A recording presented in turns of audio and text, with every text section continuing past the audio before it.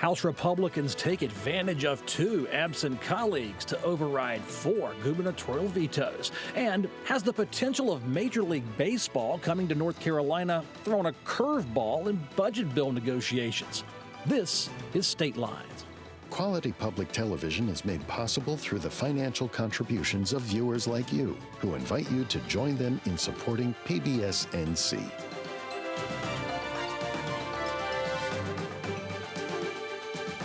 Welcome back to State Lines. I'm Kelly McCullen. Joining me today, a great panel, Theresa Kostrzewa of NC Capital Advantage, Representative Zack Hawkins from Durham County to his right, Representative Alan Cheshire of Nash County, and Colin Campbell of WUNC News. I will say hello, welcome to the show, but any more words should be directed toward coverage. Lots happening. State House Republicans overrode 4 vetoes of legislation earlier this week. Now, Republicans have been 1 vote short of a supermajority needed for veto overrides, but on Wednesday, Representatives Carla Cunningham and Shelley Willingham missed the daily floor session. They have been Democratic caucus votes in the past, but lost in the 2026 primary when the state Democratic Party opposed their reelection. The 2 absences created a 3/5 majority for the Republicans, and there goes Governor Stein's vetoes just like that. Colin, we can get into the bills a little bit later. Tell me about this time-honored tradition of being sick, or what they call taking a walk. Yeah, so this was, these bills have been in what's called the veto garage for months now. Destin Hall just biding his time, waiting for the right moment to call the votes, knowing that he wasn't going to get 72 votes on these bills. Both Cunningham and Willingham previously voted against all of them. As far as we can tell, they haven't really changed their minds. But I think it's very notable that 2 lawmakers who were in the legislative building at a committee meeting a couple hours before this were nowhere to be found during the actual session. I even went to their offices to see if they were over there, and their legislative aides wouldn't tell me where they had gone to. So certainly this seems like we may be seeing maybe something in the budget that is something that these 2 lawmakers were looking for. But when you're a lame duck, you can do what you want, and what they wanted to do here was skip this vote and let these bills become law. I can just see you going into those offices asking, where are they? Yeah, Representative are you here Chester, you're in leadership. Did Willingham and Cunningham, they tipped you off, didn't they? Not me, no. It's pretty simple. We've got a voting schedule that we've held to. It's public, and it says the days that we'll be voting and when we'll be voting, and we expect everybody to be in their seats. If we didn't have all the Republicans in our seats, we wouldn't be able to do it. The timing was it strictly timing with them choosing to give? They gave you the 3/5 majority, but there's been no other time in the session this spring where you had a 3/5 majority and the speaker or leadership decided not to pursue an override. No, I mean, we had override sessions a little bit earlier in the session as well. So it's just a matter of knowing the count, knowing where your votes are, and knowing who's in the room. It's just part of the game. Representative Hawkins, on the Democratic side, and Ms. Cunningham's not a Democrat anymore. So, you knew this was coming? No, just as surprised as everyone else. And it's unfortunate that there were enough seats on the Republican side, but not enough seats on our side and the one unaffiliate to stop this bill, because I voted against every single one of them. I mean, they're taking North Carolina in the wrong direction, and regardless if they were there or not, those vetoes moving forward take away from people's ability to talk about things like affordability, right, and all the things that are really, really important. When do you, as a Democrat, and you know the leadership too, and you're climbing the ranks of power, and when do you go, uh-oh, we don't have the math? Well, I mean, I think when you start looking around and you realize that the governor, not the governor, but the speaker has gavelled in, we go through our process and people still are not in their seats. And generally, sometimes I've come into the building late as well. But at the end of the day, I think when we got to the votes and we realized that they weren't there, that it was going to be an issue, and a lot of people were going to be hurt by those actions. That situation is the instinct to have someone in the caucus jump up, or do you just realize what's happened and just sit back and ride? I would think that they, very similar to the other caucus. Everyone starts to do their votes. Everyone has whips. Everyone starts reaching out. Whipping is vote counting, right? Whipping is vote counting. That is correct. But it's also making sure that you have people in place, right? Which is different also than vote counting. And so I think, again, the thing that people need to realize is that bills like this do nothing for people's pockets. They don't give them anything of substance, and it takes away from the major pieces of affordability, having a budget, and all those things that really, really matter. Theresa, in the recent past, this has happened before. Republicans have taken a walk. I seem to remember the Senate was able to pass a lottery because 2 gentlemen were gone one day. Yep. Yeah. So explain this. You know, this is not unusual. That's the thing. Every party has done it whenever they needed to do it, whether it's to get some sort of legislation across the line like the lottery. I remember that day very clearly, and Senator what's his name had a knee problem. Was it Garwood? Yes, John Garwood. That's exactly right. Yeah. So, but the point of this is this is what the people in power do. And I don't know if you, every day, you're asking Representatives Cunningham and Willingham, hey, are you going to be here today? And they tell you yes or no.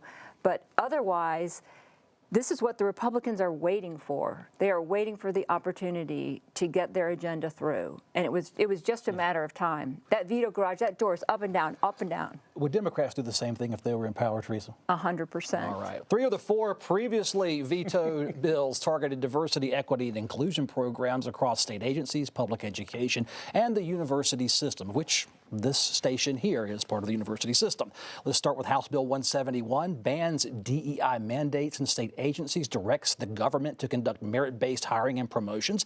In Senate Bill 227, public schools will be closing any DEI offices and eliminating related jobs. Tax funding could not support what's called discriminatory training programs. And Senate Bill 558 eliminates DEI programs across the UNC system, protecting free speech, they say, because universities then can no longer maintain reporting programs where investigations of speech content can be launched. Theresa, right back to you. Roll them all into one bill. Yeah, now, this is interesting because Representative Willingham and Cunningham are African American. Yes. And the DEI bills went with their absence. Is that a coincidence in your opinion? It's a complete coincidence. Okay. Yes. Yeah. It was not. Well, DEI is a very polarizing along racial grounds at times. Before I jump into the topic, I want to say one last thing about the process. So, you know, I heard this term back when I was in school, so I brushed up on my Latin before coming on the show, which is, it's a Latin term, victore spolius, which roughly translates to the victor go the spoils.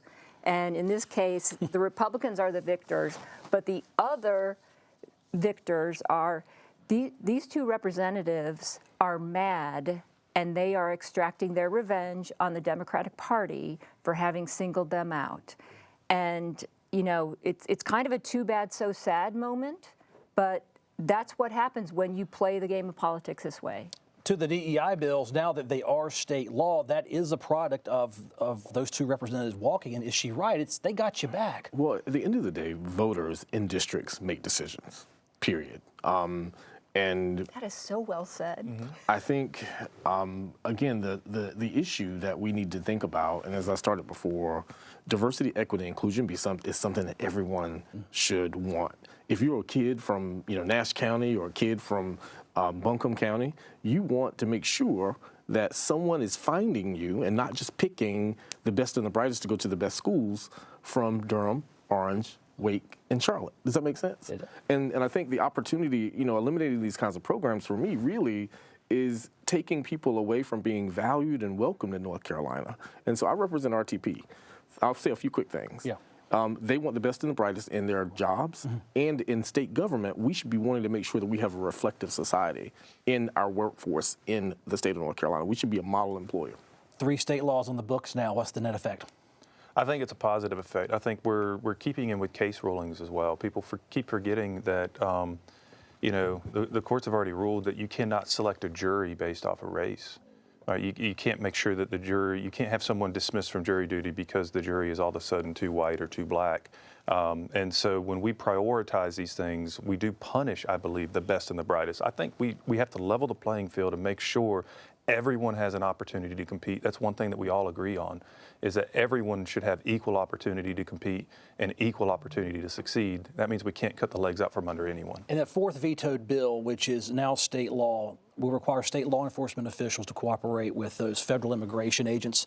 Called ICE. The law would also ban illegal or undocumented immigrants from receiving some state-funded public assistance, but that some includes Medicaid, housing assistance, child care subsidies, and no UNC system campus could declare itself a sanctuary campus. A lot rolled into that bill. Back to you, Representative. Now state law. That seems a hodgepodge. It's a lot. It is a lot. I think at its core, it's basically ensuring that law enforcement follows federal law. I was a law enforcement officer, and there was no federal law that I was allowed to overlook. And so for some reason now, all of a sudden, we take what, for lack of a better term, I'll call executive privilege for law enforcement officers or different departments to say, well, we're not going to cooperate with this federal law. In no other area of the law are we allowed to do that. And so I think what we're doing is we're bringing everything back into proper alignment and saying, like, we're going to enforce the law because that's the job. Colin, in that case, if local law enforcement or state law enforcement will not, and it includes local law enforcement, right? Okay. If they don't listen to the feds are big and scary and bring troops to your cities, why would they listen to a state law? Well, they're subject to a lot of the state level stuff. Their federal law enforcement answers to the feds, state law enforcement answers in some cases to the governor or other state agencies. And so this sort of, I guess, puts more teeth into what they do and how much power they have to potentially say no to a federal agency. It's more or less diminished by this. Theresa, ICE cooperation, that will play well with Republican voters this fall. Can legislators take this back home and try to bolster up some of those mildly red districts for re-election? Oh, absolutely they can, and they will. And you know that's what happens when you pass laws that you think that your members can use for re-election. The Democrats do it, the Republicans do it. It doesn't really matter. Part of your job when you're a leader is to give the members of your caucus things to go home and run on, right? Yeah. Or to run against. Sure. You know what I mean? So you're in a perfect situation. You've got a lot to run against with these veto overrides, and they've got stuff to run for. That's right. Well, I hope they like spending time with their families, because I think they're going to cost themselves 10 seats by not having a state budget on time and moving forward with bills that do not put money in the people's pockets. You know, these bills are an interesting double-edged sword politically, because on the one hand, they're going to be very popular with the Republican base. So if you're worried about Republican turnout on a midterm year like this helps you on that front. But in terms of people in the middle, you know, that may cost a few votes depending on how sort of moderates view these particular issues. Final word. I think with the statement that he made about not putting money back in people's pockets, I think actually this bill does that by protecting the safety net, keeping it out of the hands of non-citizens and preserving it for the citizens that we've actually built the system to protect and to provide for. Let's check in on the state budget negotiations next, where there's a tension this week on a possible Major League Baseball stadium, maybe for the Triangle area. House and Senate leaders are clearly discussing whether to include stadium funding in the 26-27 budget. This is certainly a new wrinkle or addition to the other issues that are being hammered out in the budget or are hammered out. Senator Phil Berger says public financing is likely a necessary evil to lure an expansion team. That's just the game.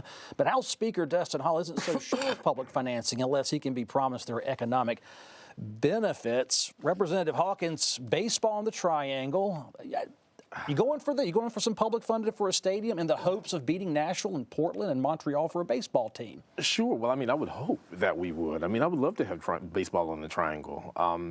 But at the end of the day, you know, we have to prioritize public education. And so I think, you know, if we know that we are viable, then we should move. But this isn't something that should hold up any budget process. We have money in reserve. We have money in the sports betting bills. Like, we have the resources that can help move this forward if we're going to be one of the top 3 cities. We don't even know that yet. But what we do know is, again, people are looking for a budget. People are looking for investments in startups. People are looking for investments in public education. And I don't think that, you know, a Major League Baseball team, if we're not, again, on top of Nashville and in front of Montreal, is a priority right now. What is the House position, Representative Chester? It seems not a no. It seems skeptical, and you need details. That's what the Speaker seems to suggest. I just don't think we have enough information. I think Representative Hawkins alluded to it. Like, one, the decision from MLB whether or not they're going to expand is later, not now. So we don't even have that information available to us. We don't know where we would rank against our competitors yet. I think we've sent plenty of signal that we're willing to compete if the opportunity presents itself. And again, to Representative Hawkins' point, I think there are other priorities to be considered, and I would hope that this would not hold up the budget. Well, does anybody, my understanding is different. My understanding is that it's actually not any money. We're not talking about X million or hundreds of millions of dollars that's going to go in this year's budget. It's merely a framework for financing if, in fact, expansion happens and we are chosen. Nothing happens if we're not chosen. So I kind of don't understand what the big deal is unless it's just being used as a us versus them, House versus the Senate thing, because it's not real dollars. Am I missing something? I think what I've been hearing is that there's the talk of sort of two pieces of this. One is allowing Wake County to increase their occupancy tax rate to fund this to some degree at the local level, and the other is could you take money out of economic investment reserve fund the state has for this type of project when that money would normally go to, say, a project that's going to bring 1,000 jobs and build a manufacturing facility. So that's what I'm hearing, but it's all happening behind closed doors. But it's not money. It's not actual money that's going for this and not something else, and it's not going to happen if it doesn't happen. So, well, everything right now is House versus Senate. I want to say that. yeah, for sure. Two House members, but a framework is that a promise that if you approve the framework, the expectation will be you could be on the hook with hundreds of millions of state dollars. If we obligate the money, then there's always opportunity costs. We always have to then give up the opportunity to do something else with that money while it's obligated for another project. And so I think that we're just in a wait and see situation because we just don't have the information to make the decision. Does anyone think that a baseball team would bring a net benefit to a city? You'd have to assume. Oh, for sure. absolutely. And I don't think there's any disagreement on that. Again, That's my best friend Claude, right? I asked Claude about public financing of stadiums when you're talking about any sort of expansion team, and there's always some dollars. It doesn't matter how big or how small, but whether it's infrastructure or it's financing help or that sort of thing. Major league sports are now so ginormous in this country, and they are billions and billions and billions of dollars. And so some public financing is needed. Doesn't mean you're buying the stadium for them, but something is needed. Colin, it would seem lots of people in the Raleigh area would like a baseball stadium, and then you talk the money, and it is serious amounts of money when there's a hospital out there. Then there's always a road somewhere to be repaved. Yeah, and then the question is, does the additional revenue that comes offset that, or does it come to sort of, I saw some concerns from the conservative John Locke Foundation that it's going to benefit the businesses right around the stadium in downtown Raleigh, but might not benefit somebody who's running a business 30 miles away or somebody who lives halfway across the state and is never going to go to a ball game. Well, ask them. I mean, would you think it would benefit your town out?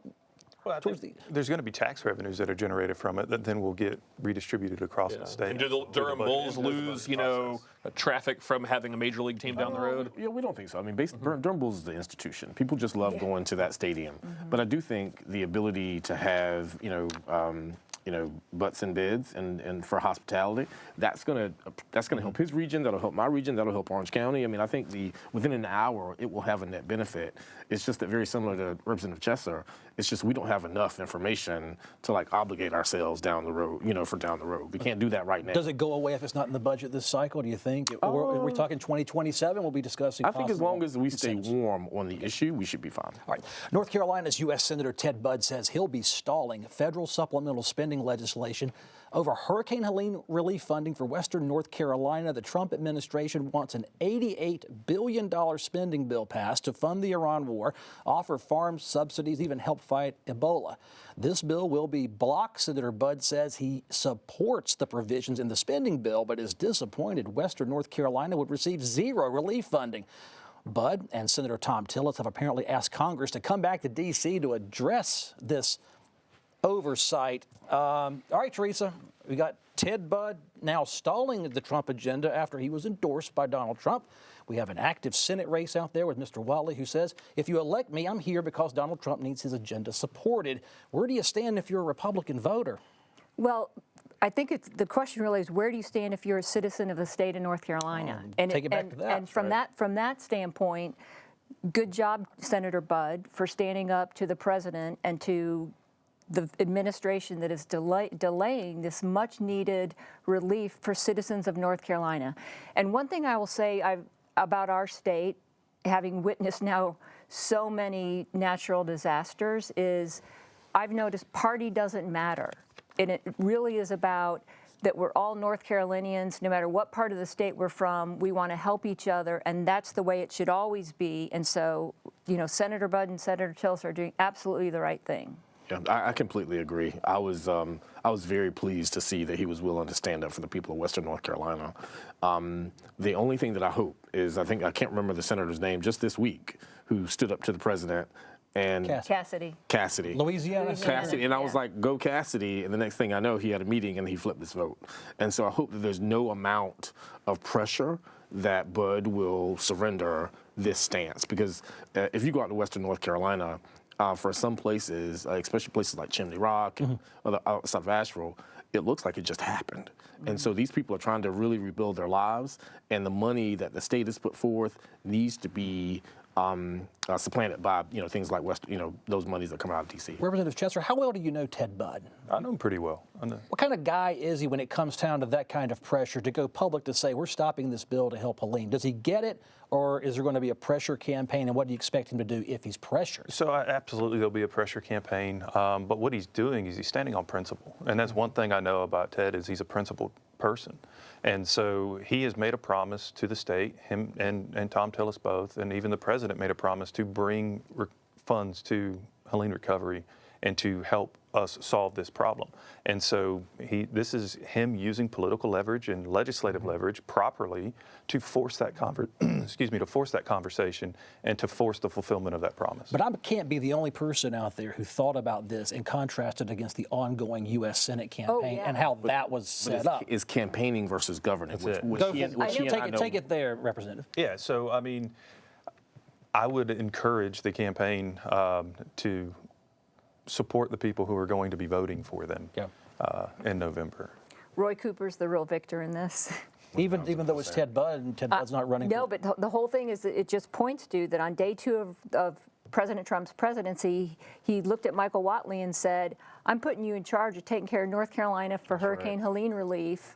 And now we're at this point almost 2 years later. That's right, which shows he has the ear of the president, and he's still not moving. But Colin, President Trump changes policies, decisions. He puts leaders in and out of those big departments, to your point. But I want to offer that counterpoint. What happened out in Western North Carolina? Is it on, obviously it's not on track if a U.S. senator is bucking his own president. Yeah, and the problem too is like this, we're talking about additional money now, but a lot of the money that's been allocated so far has not gotten down to where it needs to go. So you see Governor Stein going to D.C. and trying to push federal agencies to release this funding that's already been appropriated by Congress. Obviously there's a need for a lot more, and Western North Carolina and Helene are getting a fraction of the federal assistance that you've seen in previous hurricanes. Like there's just not as much federal money to help out, and when you have $60 billion plus in damage, you have to have federal money. The legislature cannot do that on its own. It's not a time to be a libertarian, I guess. It is not. I just want to double back that this isn't a final solution here. This is a governmental process to force the conversation. And so let's see where that conversation goes. Well, I mean, I think, again, he's doing the right thing by standing up to the Trump administration because just as Colin mentioned, Western North Carolina is in dire straits. And as the governor says, there's nothing that we won't do, but our coffers are limited. And so we have to get the federal government to move and move quickly. I want to touch on this topic. It's a local issue, but it comes from the Lumbee Nation. The tribal voters down in Robeson County rejected a plan to build a casino resort down there. 62% of local voters rejected what was actually, I understand, a Lumbee constitutional amendment vote with 38% approved. There are over 55,000 enrolled members of the Lumbee tribe, and any tribal member over 18 years old can vote, but less than 9,000 people voted, Colin. Tribal leader John Lowry supported the casino project heavily, but says he will not be revisiting the issue over the final 18 months of his term leading the Lumbee tribe. Did we see that coming? Because for years it was, if you get federally recognized, the I-95 corridor will be an economic center. Yeah, and certainly Robeson County needs as many jobs as it can get. This is one of the poorer areas of the state. The Lumbee tribe had already spent millions to buy land right on I-95 shortly after they got federal recognition. So this seemed to a lot of us on the outside as sort of a done deal. But reading what I've read about the opposition movement within the Lumbee tribe, a lot of them weren't necessarily 100% opposed to a casino. They just didn't really like the process around this. So I don't know that this is a dead issue. It may be for the next couple of years, but there's still maybe some efforts to make this happen. I mean, the other alternative for the Lumbee is to try to use that site for economic development. But at that point, if you're just trying to get a manufacturing facility, you're competing with every other exit along I-95. I've got a couple of minutes. Representative Chester, all politics really are local in this case, but why would only 20% of voters or low turnout, why would it be so low for such a big issue? Well, I think, one, it was just a quick turnaround on the vote from the notice to the vote. It's not that it was unnecessarily short, but there just wasn't a lot of information out there about it. I'm not part of the tribe, so Sure. I don't know about their internal communications, but I think this isn't a no, it's a not now is the answer that the Lumbees received. And I think it's an exercise in their sovereignty to pick what the tribe's future is going to be collectively. Are casinos just simply popular in some places in this state, and in other places that really desire them, the voters are not going to allow it? I don't think that's the case. I think most people, because North Carolina doesn't have a lot of casinos, I think that North Carolina is open to it. But this was just a matter of process. We went through this with the sports betting bill. It took us 2 terms to pass the bill. The first term is that people just didn't like the process. And so he has to govern, and he made the right decision to not take this up again and try to force the issue.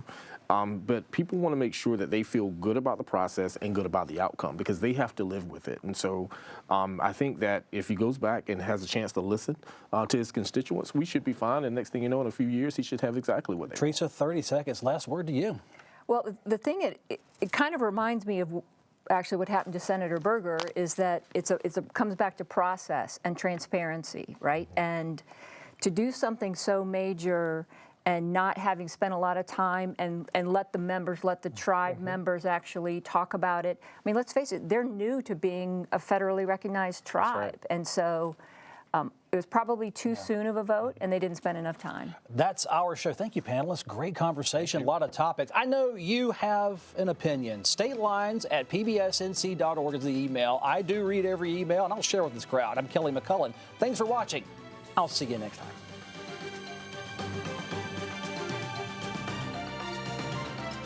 Quality public television is made possible through the financial contributions of viewers like you, who invite you to join them in supporting PBS NC.